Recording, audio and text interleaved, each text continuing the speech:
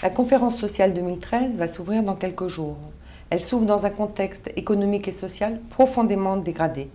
Pour la CGT, cela légitime complètement de mettre en avant les urgences sociales que sont les salaires et l'emploi. Et ceci au moins pour deux raisons. La première raison, c'est que nous ne vivons pas en dehors d'une réalité qui s'impose à nous comme à l'ensemble des salariés.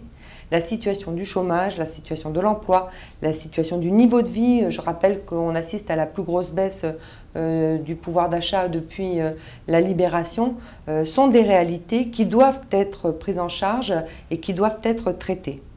La deuxième raison, c'est que pour la CGT, la sortie de crise passe par une politique de relance et donc par un investissement dans l'emploi et dans les salaires et les pensions, bien sûr. Le gouvernement en fait un axe fort de sa conception des relations sociales et la CGT partage cette analyse. Mais il faut être un peu plus précis et s'entendre sur les mots. La démocratie sociale, c'est d'abord un principe.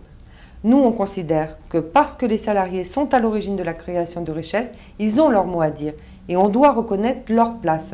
Et donc l'exercice de la démocratie sociale doit se faire à travers leurs paroles. Mais la démocratie sociale, c'est aussi les moyens de son exercice. Et la CGT revendique que des droits spécifiques soient attribués aux salariés pour faire entendre leurs paroles, que ce soit dans les professions aussi bien que sur les territoires. Concernant l'emploi, il s'agit maintenant de passer du discours aux actes. Les dispositifs existants et leur mobilisation ne suffit pas, il faut passer à la vitesse supérieure et c'est particulièrement prégnant s'agissant de l'emploi des jeunes. Nous, on revendique des emplois stables et de qualité et non pas des ersatz à l'image des contrats génération ou des emplois d'avenir. La formation professionnelle n'est pas la béquille du traitement du chômage. Pour nous, c'est un impératif économique et un enjeu de société. On a besoin de former à la fois les demandeurs d'emploi, qui par ailleurs ne sont pas forcément sous-qualifiés, bien au contraire, mais aussi les salariés en emploi aujourd'hui et demain. Et cela nécessite un investissement sérieux dans la formation tant initiale que continue d'une part, mais d'autre part dans des financements à la hauteur des besoins. Nous ne sortirons pas de la crise sans transformer le travail et remettre en cause son organisation. Et surtout, imaginer une nouvelle organisation du travail. Le travail est à la source de la production de richesses. C'est pour cette raison qu'il doit être reconnu, transformé. Et pour ce faire, la CGT met sur la table ses propositions de sécurité sociale professionnelle et de nouveaux statuts du travail salarié. Pour la CGT, il faut affirmer le besoin d'une nouvelle stratégie économique et bien sûr industrielle. Et cela passe par la qualité de l'intervention publique, que ce soit en termes de financement, de contrôle, d'incitation, de stratégie, mais aussi réaffirmer le fait qu'il n'y a pas d'industrie d'avenir sur des friches industrielles.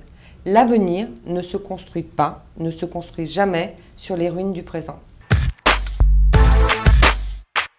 Pour la CGT, une réforme des retraites ne peut se concevoir que si elle est synonyme de progrès social. Cela passe par l'amélioration et la consolidation de notre système de protection sociale, avec bien sûr l'amélioration des droits à la retraite, les 60 ans, la pénibilité, et d'autre part la réforme du financement de la protection sociale. Dans cette table ronde, la CGT affirmera que nous avons un réel besoin impérieux de services publics forts et démocratisés pour répondre aux besoins.